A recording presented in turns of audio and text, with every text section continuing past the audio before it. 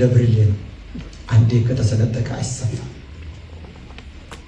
ከተረተረ 9 ዓመት ዋጋ የከፈልንበት ነገር በጣም ትንሽ ነገር፣ በጣም ትንሽ ነገር ግን ስታዩት ከጊዜ ወደ ጊዜ ጥላቻን እየወለደ ያኛው ችግር ሊያረጅ ሊሞት ሲል ከመቃብር እየተቀሰቀሰ አሁን ያለንበት ደረጃ ደረሰ እና ለዚሁ እንዳልኳችሁ ተከታታይ ዓመታት እኔ በተከታታይ ለቅዱስ ሲኖዶስ ደብዳቤ ጽፌያለሁ። ነገር ግን ከዚህ ያለን ግንኙነት በመበጠሱ ምክንያት ጆሮ አላገኘም። ጆሮ ባለማግኘቱ ፍቅራችን ቀዝቅዞ አንድነታችን ተበላሽቶ ጥላቻ ነግሶ ቆይተናል።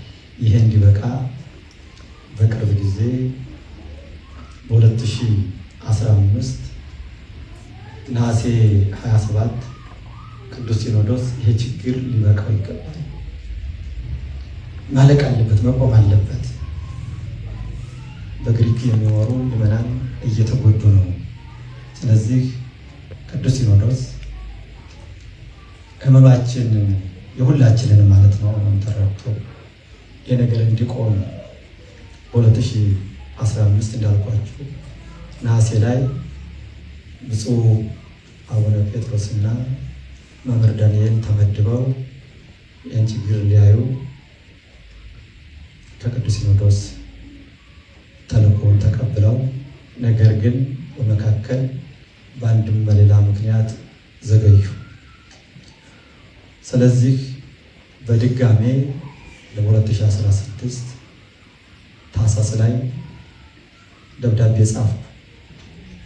አሁንም እነዚህን ማነሳው ቅዱስ ሲኖዶስ ጉዳያችንን ወይም አቤቱታችንን ወይም አቤቱታዬን ተቀብሎ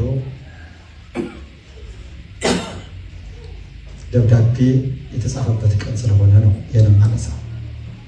ስለዚህ አሁን ደግሞ ታኅሳስ 2016 ታኅሳስ 2017 መሰለ አሁን ታኅሳስ 17 ቀን ደግሞ የማመልከቻ ቀረው። ስለዚህ ሰላም እፈልጋለሁ ብዬ እነዚህ አባቶች የመጡት ደጋግሜ ደብዳቤ በመጻፌ ነው። ስለዚህ ጩኸቴ ስለተሰማ አቤቱታዬ ስለተሰማ በመጀመሪያ እልል ብላችሁ ብታመሰግኑልኝ ደስ ይላል።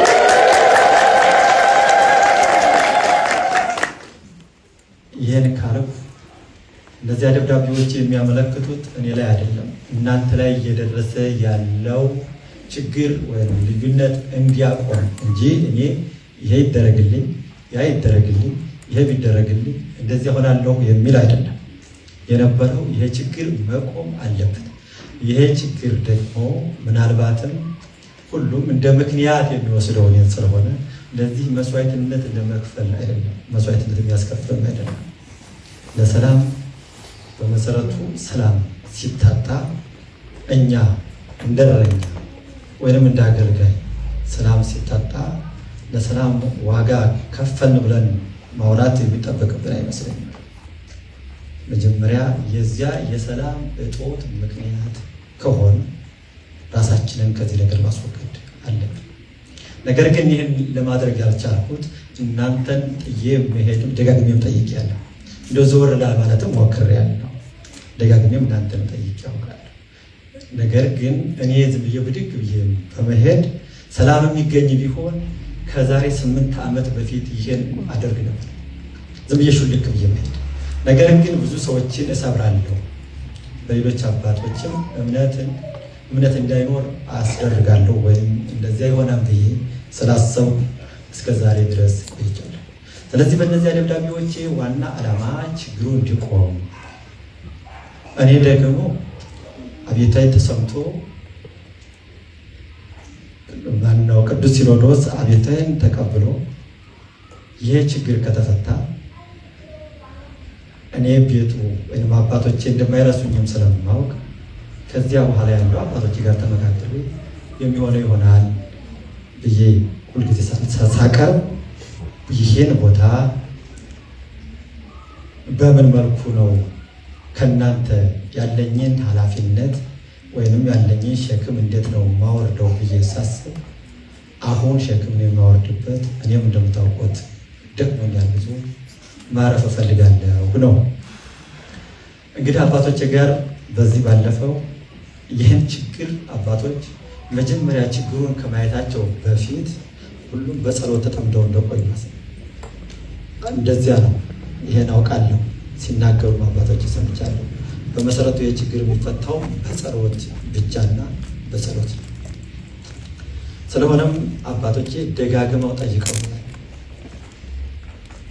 ምንድነው ለዚህ ሰላም አሁን ለምንፈልገው ሰላም ያንተ አስተዋጽኦ ወይም ያንተ አበርክቶ ምንድነው? አንተ ምን ታበረክታለህ? እኔ ያልኩት ቤተክርስቲያን ቅድም ብፁዕ አባታችን እንዳሉት ማንም የሚያሸንፍ የለም። አሸናፊ ተሸናፊ የሚባል በቤተክርስቲያን ትግላችን አኗኗራችን በአጠቃላይ ለሰላም ከሆነ አሸናፊ ተሸናፊ የሚባል ነገር የለም። ቅድም ብያቸዋለሁ። በመተናነስ የሚኖርባት ቤተክርስቲያን ነው ካል በማንም መብለጥ የምትከብር ሳይሆን በመተናነሳችን የምትከብር ቤተክርስቲያን ናት ያለችን። ስለዚህ ምን ያህል ተናንሰናል ያልኩት አንዳችን በሌላችን ለመኖር እንዴት ሞክረናል እንደታተናል። ስለዚህ ጽዋን አባቶች ምን እንዲሆን ነው የምትፈልገው ብለው ጠይቀው ከኔ ነው የተነሱት የተባለው። ይሄ የዚህች ቤተክርስቲያን ጉዳይ እኔ ጋር የተያዘ ነው። ስለዚህ መቆም ያለበትም እዚያ ቦታ ላይ ነው። ይህን በማነካካት አዳዲስ ሰዎችን ማዋለድና ማገላገል ብዙ ነገሮችን መፍጠር ነው። ስለዚህ እዚያ እንዲቆም ምንድን ነው ማድረግ ያለብን? ጽዋን አባቶቻችን በራሳቸው መንፈስ ቅዱስ በመራቸው በራሳቸው መንገድ መንፈስ ቅዱስ በመራቸው በዚያ የሚሰጡት መፍትሄ እንዳለው ሆኖ እኔ ግን ስለደከመኝ